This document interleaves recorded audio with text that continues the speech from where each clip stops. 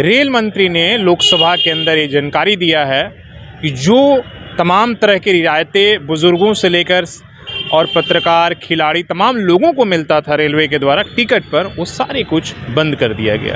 कि जो रियायतें दी जा रही थी वो 1600 करोड़ के आसपास में सरकार के खजाने पर एक तरह से बोझ पड़ता था, जो सब्सिडी सीनियर सिटीजन को टिकट में मिलता था। तो ऐसे में सवाल है कि माननीय मंत्री जी तो ऐसा क्यों नहीं कर रहे हैं जो हमारी इस देश के सांसद हैं, विधायक हैं, पूर्व सांसद हैं, पूर्व विधायक हैं, उनको जो फ्री में रेलवे का यात्रा कराया जा रहा है, जो मुफ्त यात्रा, क्या उसमें सरकार के खजाने पर बोझ नहीं पड़ता?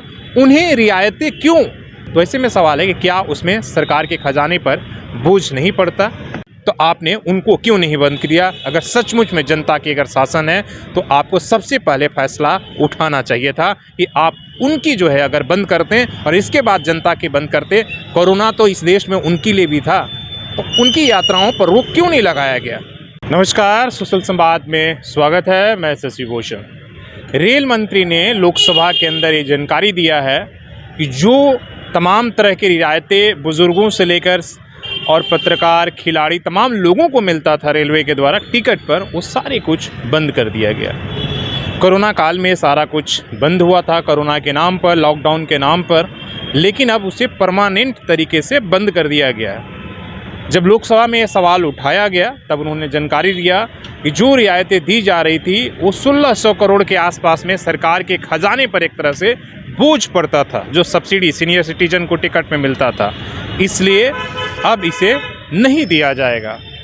हमने पहले ही कहा था कि कोरोना तो एक बहाना है, तमाम तरह की चीज़ें जो है उनकी आड़ में सरकार जो है उनसे पिंड छुड़ाना चाहती थी, जिसमें रेलवे के द्वारा जो डिस्काउंट और सब्सिडी अलग अलग लोगों को दिया जाता वो भी एक प्रमुख था।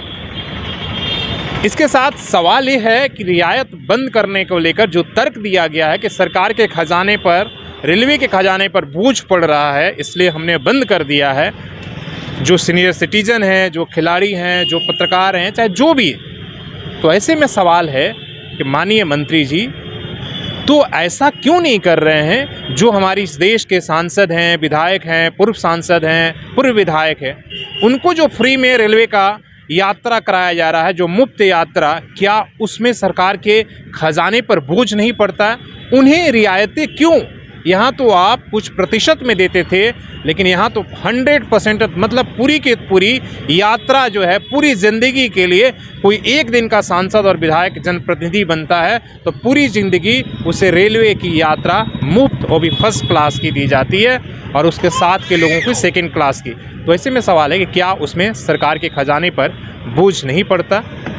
सबसे पहले क्या वो इस देश के लिए बोझ नहीं है जो जनप्रतिनिधि हैं? सवाल ये है। और वैसे में कहने के लिए आप ज़रूर कहते हैं कि लोकतंत्र जो है जनता के लिए, जनता के द्वारा जनता का शासन स्थापित किया जाता है, लेकिन हकीकत तो यह है कि सारी चीज़ें जो है लोकतंत्र की आप अपने लिए स्थापित करते हैं। इसलिए साबित हो रहा है कि जनता के जो सब्सिडी मिलने वाला था वो सरकार के खजाने पर बोझ था और सांसद, विधायक और मंत्रियों के ऊपर जो खर्चा हो रहा है, रेल की यात्रा जो, वो क्या बोझ नहीं है? सवाल बस इतना ही पूछना था। सबसे पहले अगर उदाहरण आपको प्रस्तुत करना था तो आप उन जनप्रतिनिधियों को जो सालों से मुफ्त जो है, पूर्व जो है वो भी और वर्तमान जो है वो भी, पूरी जो है ज़िंदगी रेलवे का मुफ्त यात्रा का जो है लाभ उठाते हैं, तो आपने उनको क्यों नहीं बंद किया? अगर सचमुच में जनता की अगर शासन है तो आपको सबसे पहले फैसला उठाना चाहिए था कि आप उनकी जो है अगर बंद करते और इसके बाद जनता की बंद करते। कोरोना तो इस देश में उनके लिए भी था, तो उनकी यात्राओं पर रोक क्यों नहीं लगाया गया?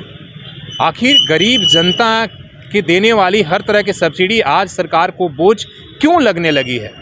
कहने के लिए तो सरकार जन कल्याणकारी है, जनता के लिए कल्याणकारी योजनाएं बनाती है, लेकिन आज हकीकत है कि सरकार का काम सिर्फ फ़ायदा कमाना रह गया है।